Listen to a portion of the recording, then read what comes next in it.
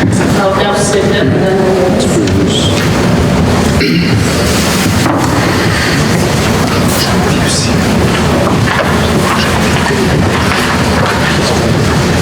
Alors, bonsoir à tout le monde. Aujourd'hui, le 12 février 2024, le Conseil de la municipalité de la paroisse de Sainte-Marie-Madeleine siège en séance ordinaire, en présentiel et en présence du public. Alors, je vais demander aux membres du Conseil de se présenter. Christelle Bouchon, siège numéro 2. Daniel Choquette, siège numéro 4. Patrick Vizien, siège numéro 5. Yves Chapdelaine, siège numéro 1. Excusez-moi. René Carl-Martin, siège numéro 6. René Poirier, siège numéro 3. Assiste également à la séance la directrice générale greffière trésorière, Mme Josée Vendette, ainsi que moi, la mairesse, Mme Ginette Beauvin. Alors, je déclare la séance ordinaire ouverte. Au point numéro 2, c'est l'adoption de l'ordre du jour. Alors, je vous ai présenté l'ordre du jour. Il y a un seul point qui est modifié, le point 7.4. Alors, ce sera un abandon du règlement, donc j'expliquerai tout à l'heure. Alors, qu'est-ce qu'il propose? L'adoption? Propose. Second. Au point 3, l'adoption des procès-verbaux.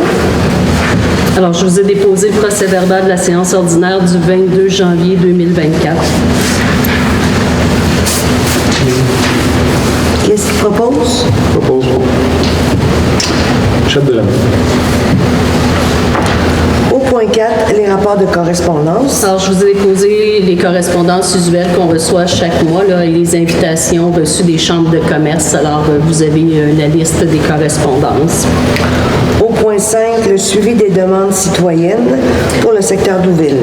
Alors, on vous invite à surveiller les bulletins municipaux. Il y aura des rencontres citoyennes qui seront tenues au cours des 2 prochains mois. Les citoyens seront également invités à se rendre sur le portail. Vous êtes également invités à vous rendre sur le portail Summum pour modifier vos paramètres. On a créé différents volets d'alerte. Alors, des alertes, par exemple, pour les avis publics, des choses comme ça. Alors, si vous voulez les recevoir, il faudra les modifier vos paramètres. Et pour ce qui est des rencontres citoyennes, simplement vous aviser là, que les rencontres se tiennent par secteur. Il y a des sujets qui vont s'entrecouper d'un secteur à l'autre, mais par ailleurs, les secteurs seront respectés au niveau des présences, car les dossiers ne sont pas les mêmes nécessairement et on ne veut pas se mettre à débattre de l'ensemble des dossiers dans une même et seule soirée. On va plutôt débattre par secteur pour être certain de faire le tour plus en profondeur des dossiers.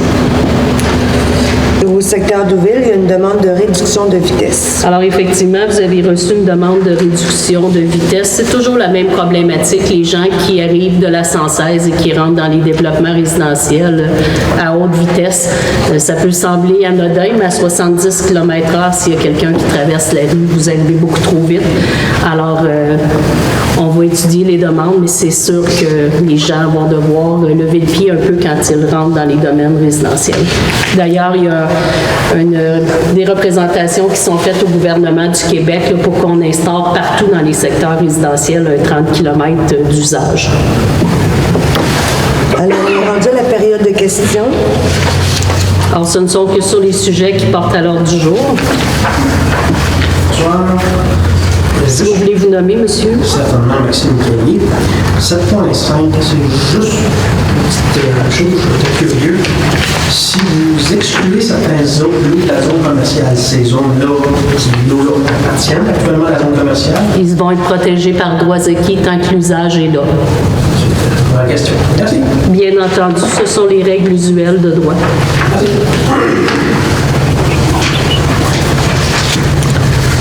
Est-ce qu'il y a d'autres questions?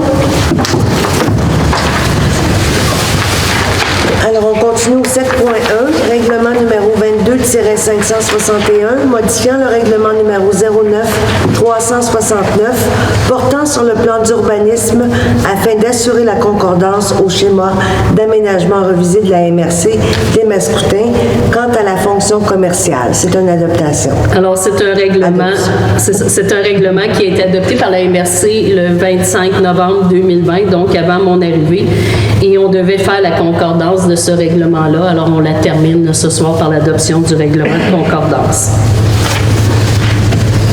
OK. Qui est-ce qui propose?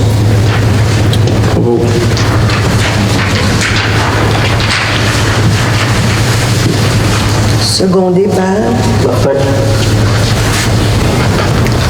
Au 7.2, règlement numéro 23 581, décrétant le règlement général G300 applicable par la Sûreté du Québec. Là, tel que je l'ai expliqué là, les deux dernières séances, c'est le règlement qui va remplacer le G200 au niveau des constats d'infraction qui sont sous juridiction de la Sûreté du Québec. Alors, le G200 demeure pour les constats en matière d'urbanisme et demeure également pour l'incendie. Il y a un règlement qui sera adopté au niveau de l'incendie et un nouveau règlement qui sera adopté également en matière d'urbanisme. On est en train de regarder le tout. Et à ce moment-là, le G200 sera complètement aboli. Alors, le G300 prend la place pour les infractions de stationnement, de vitesse et de choses comme ça qui ne sont pas gérées par le Code de la sécurité routière. Qui est-ce qui propose? Propose. Visier, seconde. 7.3, règlement numéro 23-582 concernant la prévention des incendies. Étude par le comité d'incendie. Alors effectivement, lors de la dernière rencontre du comité incendie, on a abordé la possibilité là, d'étudier ce règlement-là de concert avec le village pour s'assurer qu'au moins les deux municipalités on ait les mêmes dispositions d'adopter pour ne pas mettre nos citoyens à porte-à-faux. Alors, le comité va continuer l'étude et par la suite, on pourra finaliser l'adoption du règlement. Alors, c'est tout simplement de soumettre le projet de règlement au comité d'incendie pour fin d'étude et de recommandation aux deux conseils. Qui est-ce qui propose? Propose. Chapdelaine. 7.4, c'était le règlement 24-584 pour modifier le règlement 16-453 pour le plan d'implantation et d'intégration architecturale, le PIA. Alors, vous vouliez vous assurer que toute la zone commerciale soit gérée pour éviter là, des problématiques avec les quartiers résidentiels adjacents. Alors, après vérification, le PIA touche déjà toute la zone commerciale, donc on peut abandonner cette modification-là. Ça prendra un proposeur et un secondaire. Je le propose. Seconde. René. Au 7.5, règlement numéro 24-585, modifiant le règlement numéro 09-370 afin d'exclure certains lots de la zone commerciale. Alors, il y a 3 lots qui ont front sur la route 116, mais qui sont également, là, c'est-à-dire qui n'ont pas front sur la route 116, qui sont deuxième lot à partir d'un lot de la route 116, qui ont des secteurs résidentiels à proximité tout autour. Actuellement, il y a des usages commerciaux sur 2 de ces lots-là. Je donne par exemple au coin du boulevard Rodrigue le garage de mécanique qui est derrière Passion d'ici. Je donne également dans le secteur d'Ouville, derrière l'Institut McGregor, il y a un garage qui fait de la rénovation de voitures anciennes. Alors, ce qu'on veut par l'exclusion de ces lots-là, c'est de faire en sorte que si jamais l'usage est cessé ou si jamais on détruit le bâtiment pour X, Y, Z raison et qu'il n'est pas reconstruit dans les délais de protection du droit acquis, que ça devienne un usage résidentiel, puisque c'est entouré de résidentiel. Le 3e lot est un lot au coin de la rue du Ruisseau qui appartient à M. Poirier, qui est en vente actuellement, qui est sous promesse d'achat, et ce lot-là, la première portion en bordure de la 116 serait commerciale, mais la maison de M. Poirier et un petit lot entre les deux seraient à des usages résidentiels, comme il y a du résidentiel tout le tour. Alors, c'est 3 lots qui seraient touchés, bien entendu, tant que les usages commerciaux sont conservés. Ces usages commerciaux-là gardent leurs droits acquis, mais la journée où ça cesse plus de 18 mois, mais là, à ce moment-là, il y a perte de droits acquis et on s'en viendrait avec du résidentiel à ces endroits-là pour protéger les secteurs résidentiels. Est-ce qu'il propose? Martin. Chapdelaine. 8.1, rapport financier c'est le dépôt. Alors, je vous dépose comme à chaque mois le rapport financier. 8.2, l'approbation des comptes à payer. Alors, on a des comptes à payer pour une somme de 662 004 et 16. Ne faites pas le saut. Là-dedans, on a la RTM qui, à lui seul, représente près de 300 000. Alors, c'est le transport en commun. Alors, c'est normal là, pour la période de l'année. Propose. Seconde. Qui propose, Patrick? Jamais. 8.3, suivi et contrôle budgétaire. Alors, comme à chaque mois, je vous dépose des suivis et contrôles budgétaires. Ça vous fait état là, des dépassements de postes budgétaires, mais naturellement, le budget n'est jamais dépassé. Qu'est-ce qu'il propose? Demandé. Patrick Bizet. René Carl. René Carl, hein? Je vais nommer mon... Pierre Grippe. 8.4.1, pompiers non formés, embauche et autorisation de formation. Alors, ce qu'on vous propose, c'est 3 pompiers non formés qui ont manifesté de l'intérêt pour la candidature qu'on a fait publier pour les postes de pompiers. Alors, il y aurait M. François Simard, M. Kevin John Cavaliero et M. Marc-Antoine Lamoureux qui seraient fort intéressés à devenir pompiers. Ils sont tous conscients que suite à la formation, ils ont un engagement de 3 ans avec nous. Et on vous recommande également de procéder à l'embauche d'un pompier déjà formé qui est pompier à Saint-Hyacinthe, M. Emmanuel Simoneau.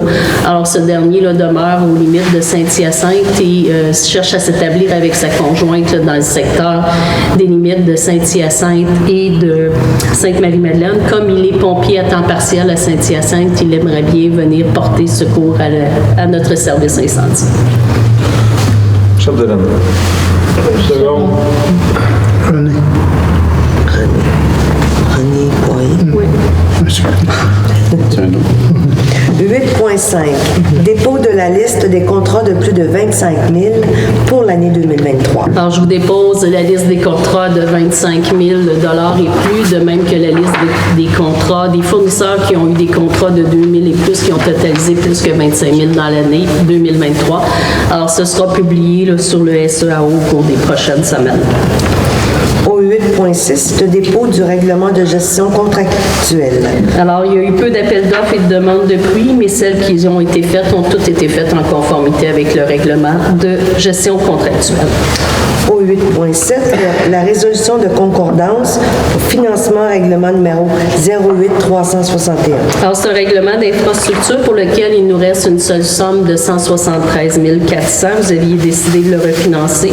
Alors, c'est la résolution de concordance qui nous indique qu'on aura effectivement un règlement 08361 qui sera financé par billet sur 5 ans avec les montants à payer pour chaque année et un financement final à payer en 2029. Alors, il faut adopter la résolution de concordance. Qui est-ce qui propose?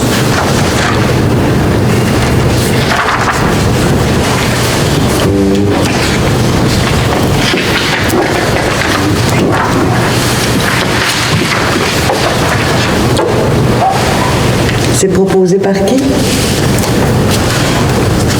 Est-ce que vous préférez payer cash? Propose. Seconde. Tout ce que ça vient dire, c'est qu'il reste 173 400 à financer, puis que c'est financé sur 5 ans, 2025, 31 400, 2026, 33 000, 2027, 34 600, 2028, 36 300 et en 2029, 38 100 qui sera payé au début de 2029. Au 8.8, financement municipal, appel d'offres. Alors, conformément aux règles du monde municipal, le MAMACH a fait un appel de service pour obtenir des soumissions. On en a obtenu 2.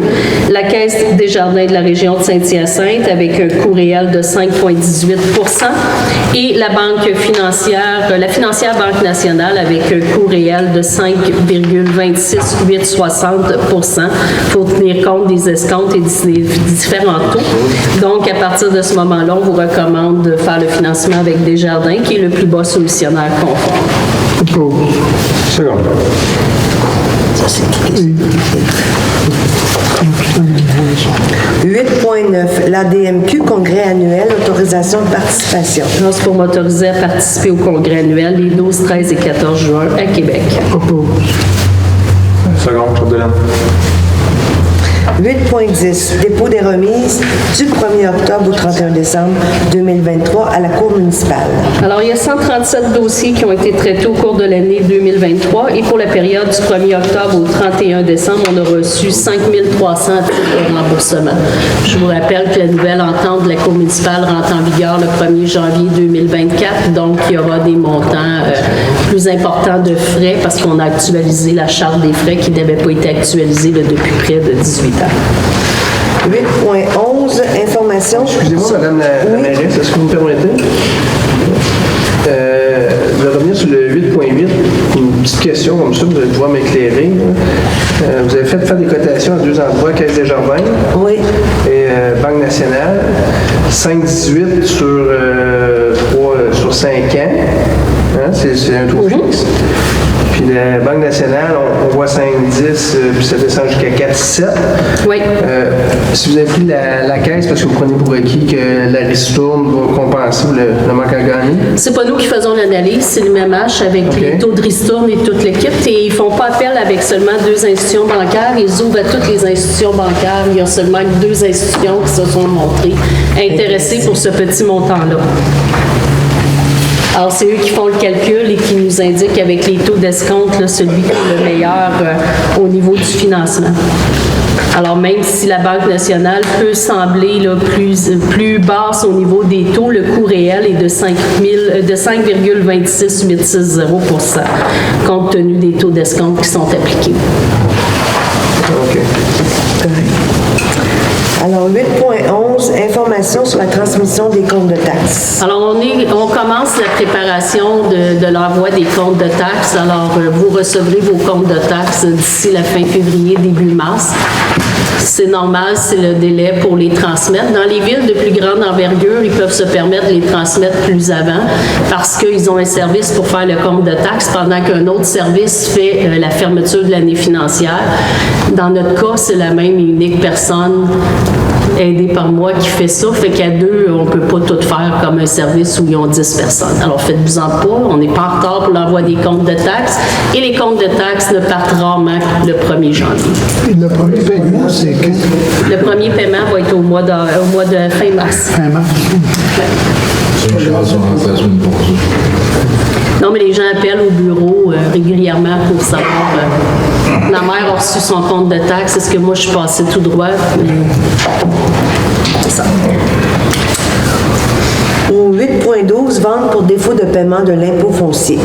Alors, je vous dépose la liste des dossiers. On a 16 dossiers à envoyer. Comme on avait décidé, là, on remonte d'une année. Donc, on va chercher les gens qui ont 3 ans de retard, mais également les gens qui ont 2 ans avec des montants importants pour s'assurer là, de remettre le plus à jour. On tient quand même une très bonne moyenne, là, 16 dossiers sur tout le nombre de dossiers qu'on a. C'est vraiment pas beaucoup. Qu'est-ce qu'ils proposent? Alors, il y aura une dernière mise en demeure d'envoyer à ces gens-là, puis par la suite, ça s'en va à la MS. Chapdelaine. 8.13, réception de toutes les déclarations des intérêts pécuniaires des élus et registre de dons, d'avantages ou d'autres. Alors, il manquait une seule déclaration. Mme Goujon est venue me la porter. Tout est réglé. J'ai déjà déposé au mamage de l'avis comme quoi vous aviez tous rempli vos obligations. Alors, j'ai l'obligation de le déclarer au conseil. C'est fait. Au 8.14, confirmation de la mise en place du plan de gestion des actifs municipaux. Alors, on doit mettre en place un PGA en eau, un plan de gestion des actifs en eau pour optimiser la gestion de nos actifs. On a plein de plans de gestion qu'on doit mettre en place au lieu et place du gouvernement. Donc, je vous demande là, de déclarer qu'on est effectivement en train de mettre en place ce plan-là. On l'a commencé. On va procéder là, à la prochaine résolution, l'achat de logiciel qui va nous faciliter le travail et on devrait pouvoir le produire au ministère pour le 31 décembre 2024. Qui est-ce qu'ils proposent?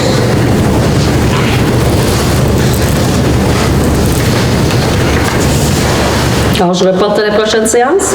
Non, excuse-moi, j'ai été. Peux-tu répéter? J'ai peut-être, mais.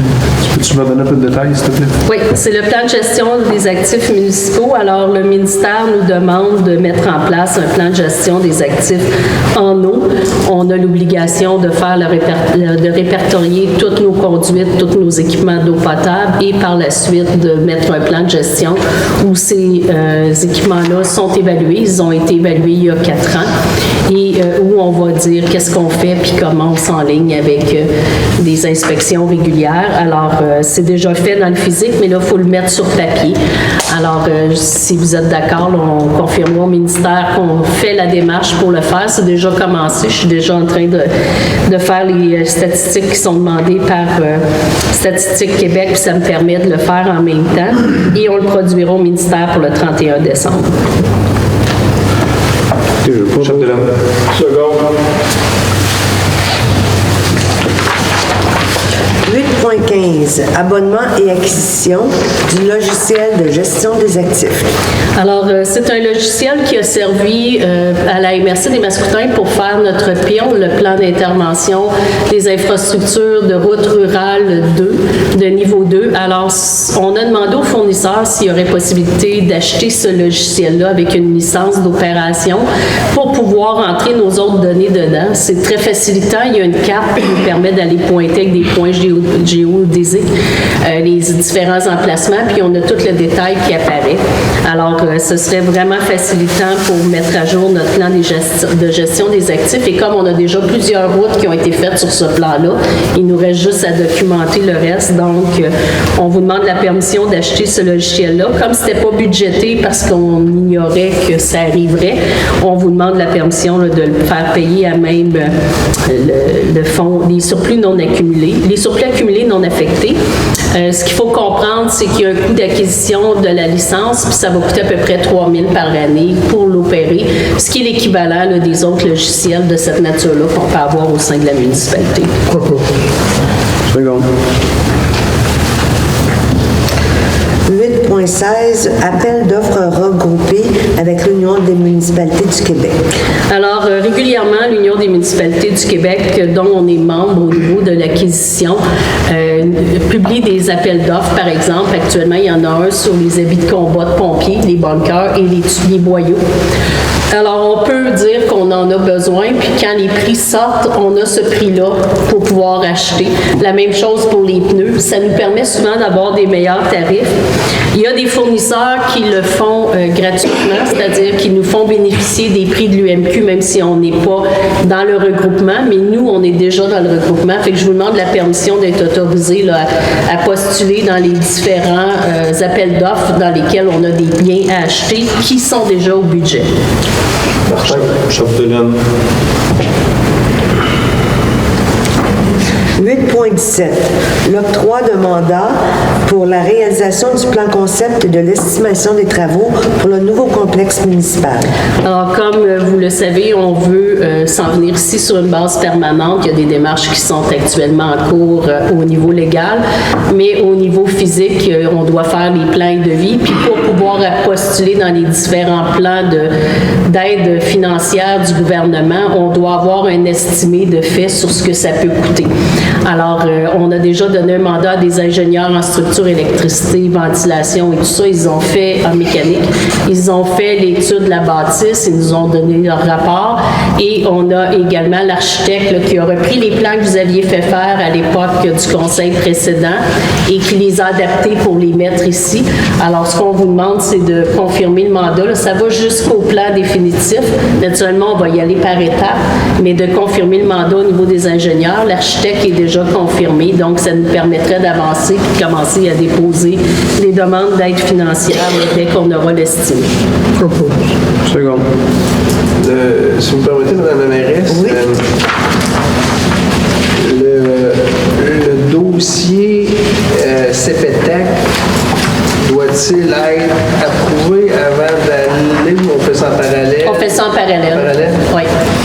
Naturellement, si on a de l'aide financière puis que le projet ne serait pas autorisé, mais ce qu'on demande, c'est une utilisation des feux et autres. La MRC nous appuie là-dedans. Donc, si le dossier ne serait pas approuvé, on ferait simplement là, dire au gouvernement qu'on n'a plus besoin du projet, à moins qu'on ait un autre projet, un autre endroit où on peut le faire.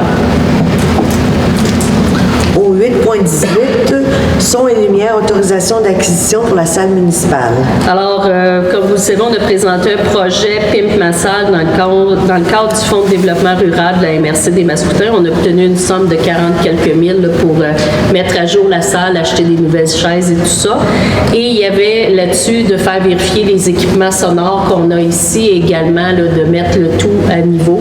Alors, ça coûterait un montant de 5 245 pour ajouter 2 haut-parleurs qui vont permettre de diffuser le son jusqu'au bout, mettre à jour le système de conseils sans papier, mettre des éclairages spécifiques pour quand on fait nos conseils ou quand il y a un spécial de scène. Et à ce moment-là, on sera à jour. Alors ça, c'est payé par la MRC. On a un 20 qu'on assume. Qui a proposé? Patrick. Escapuis. Chapdelaine. Yves Chapdelaine. 8.19, remboursement des taxes novembre 2023 de l'Ariane. Alors, pour novembre 2023, on a reçu un montant de 2 661,81 à titre de remboursement de TPS TVQ. 8.20, redevance des matières résiduelles 2023. Alors, on avait obtenu un estimé des redevances, mais j'ai la confirmation. On a maintenant reçu la somme de 51 537,86 à titre de redevance de matières résiduelles pour 2023. Au 10.1, rencontre citoyenne, secteur du domaine du Lac-Huron. Alors, la rencontre citoyenne pour le secteur du domaine du Lac-Huron aura lieu demain soir à 19h ici à la salle municipale. Alors, la rencontre se tiendra là, avec les résidents du secteur du Lac-Huron qui ont des questions, qui veulent entendre parler de l'ordre du jour qu'ils ont reçu à la maison. 11.1, liste des permis délivrés en janvier 2024. Alors, il y a 4 permis qui ont été délivrés pour une valeur de travaux de 62 206. Il n'y a aucun permis de lotissement qui a été émis. 11.2, rapport des indicateurs de performance du mois de janvier 2024. Alors, je vous ai déposé le rapport comme à chaque mois. 11.3, registre 2023 des interventions autorisées sur un cours d'eau. Alors, il n'y a pas eu d'intervention d'autorisée par le service d'urbanisme sur le cours d'eau. La seule intervention qui a été autorisée, c'était une intervention de nettoyage sur le cours d'eau Rivière-des-Hurons, branche 11, entre la rue Girard et la rue Rose-des-Vents. Alors, ça devait être réalisé au début de 2023. Finalement, ça a été réalisé la seule petite période froide qu'on a eue en janvier 2024. Les travaux sont complétés. Il y aura une partie subséquente de travaux qui se fera là, lors de travaux d'aménagement d'un concept de bande riveraine par la MRC sur la petite section qui est près de la rue Rose-des-Vents. Au 11.4, c'est une annonce de la MRC des Mascoutins pour le service de dimensionnement des ponceaux. Alors, avec les modifications apportées à la loi sur les ingénieurs, tout ponceau qui doit être remplacé doit être estimé par un ingénieur et on doit avoir des plans signés, scellés par un ingénieur pour pouvoir procéder à l'émission d'un permis. Vous comprendrez que quelqu'un qui a un ponceau d'entrée de cour à changer, par exemple, s'il est situé sur un endroit où il s'écoule de l'eau, faire affaire avec un ingénieur, ça peut monter assez rapidement en plus du coût du ponceau.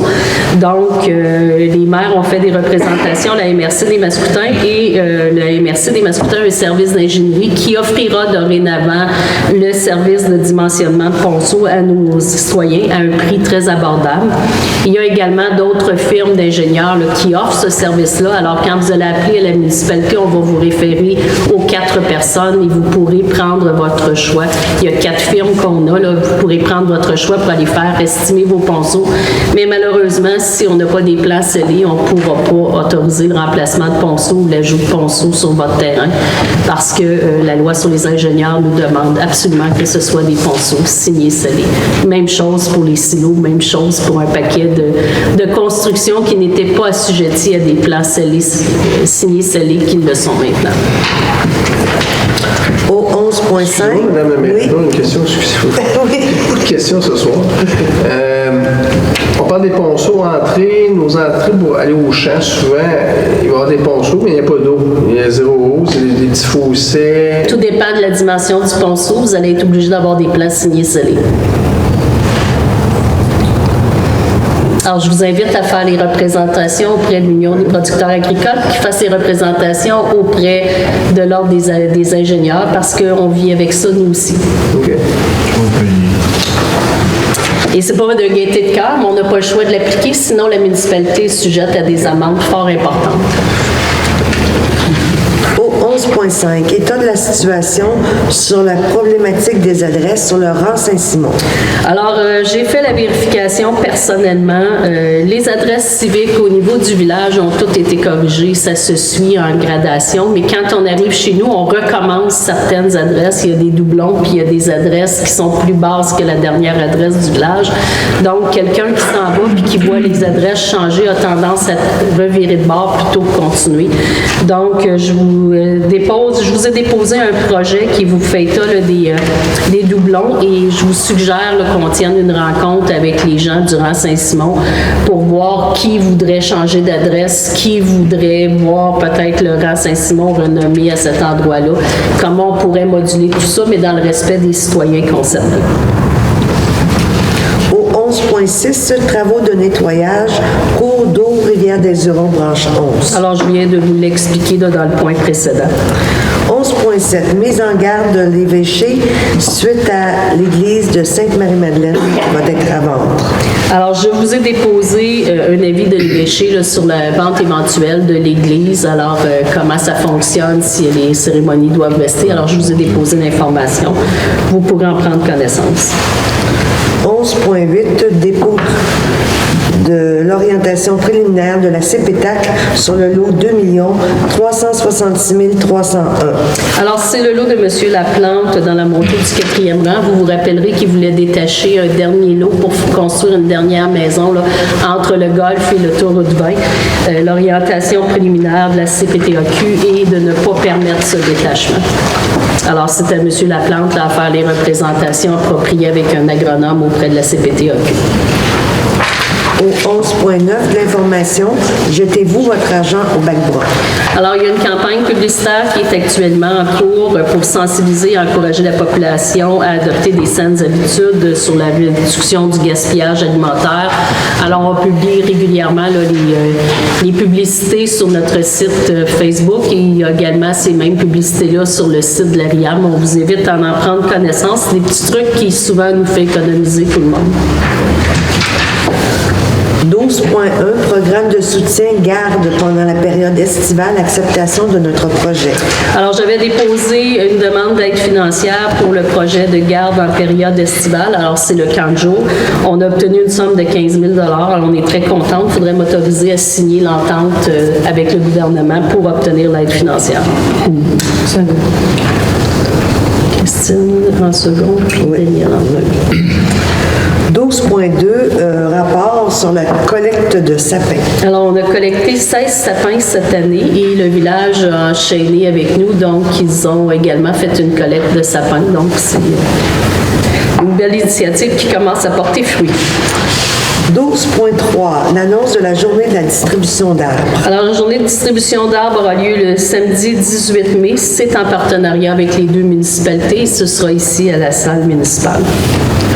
12.4, le report de la fête d'hiver. Alors, on devait tenir une fête d'hiver le 17 février. Comme il n'y a pas beaucoup de neige ni de glace, on reporte la fête. Là, on verra plutôt à faire une fête de printemps ou une fête de début d'été parce que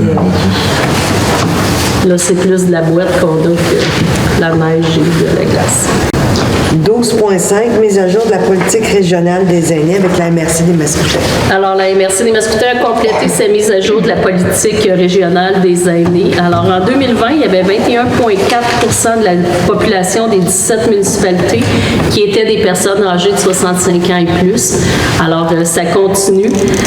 C'est donc important d'avoir une politique là, qui nous permet de promouvoir des projets qui visent les personnes aînées sur notre territoire. Alors, la politique sera disponible à nos bureaux sous peu, mais elle est également disponible sur le site Internet de la MRC si vous voulez en prendre connaissance.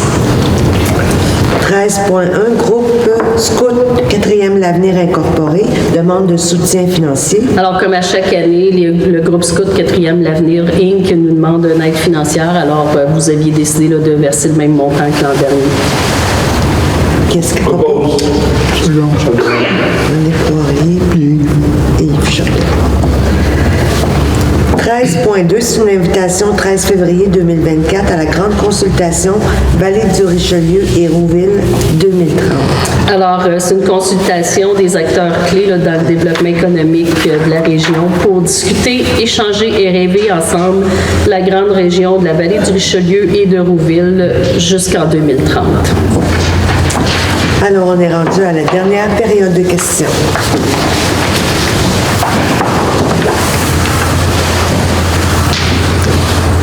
Mon nom, c'est Régent Saint-Laurent. Ça serait au sujet des ponçons. J'ai un voisin qui avait la grosseur et pas... vous avez vérifié ça. Fait que lui, ça... Il a changé, ou la municipalité, ou lui dit de changer ton ponçon, ou lui, il va le changer, il va informer un ingénieur, fait qu'il changera. Mais il n'y aura pas le choix à un moment donné, quand on va passer puis qu'on va faire des travaux, on va le forcer. Pour l'instant, on ne le force pas, mais on va le forcer éventuellement à changer son ponceau. C'est assez important pour nous, c'est qu'il change parce que c'est lui et l'entendre. On est tous conscients de ça, M. Saint-Laurent. Voilà. C'est tout. Merci. Revenez-nous.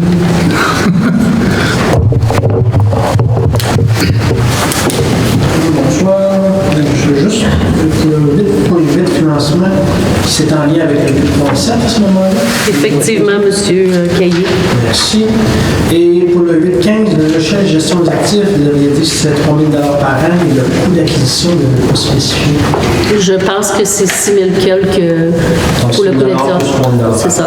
Merci. Plus 10 000 au cas où on a besoin de la formation spécifique, là, mais je pense pas qu'on en ait besoin pour ce montant-là. Parfait. Merci. Est-ce qu'il y avait d'autres questions? Alors, on va pouvoir lever la séance à 20h06.